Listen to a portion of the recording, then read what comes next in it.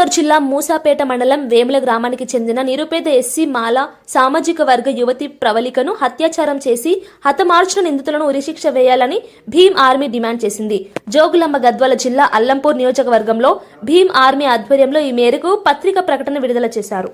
ప్రవళిక అనే అమ్మాయిని గత నెల 17వ తారీఖున అత్యాచారానికి గురైంది. అత్యాచారానికి గురైన ప్రవళిక కుటుంబం మరి ఇప్పటి వరకు ఒకే నిందితుడిని అరెస్టు చేశారని మరి చెప్తా ఉన్నారు.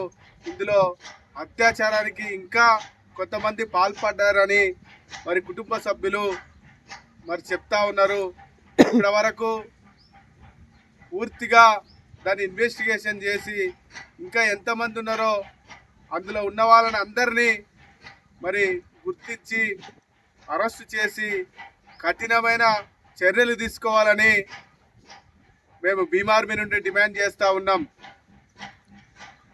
ప్రభుత్వం ఇప్పటి వరకు ఈ నిరుపేద కుటుంబానికి ఆర్థిక సహాయం అందలేదు. ఆర్థిక సహాయం అందజేయాలని ప్రభుత్వాన్ని డిమాండ్ చేస్తూ ఉన్నాం. ముఖ్యమంత్రి రేవంత్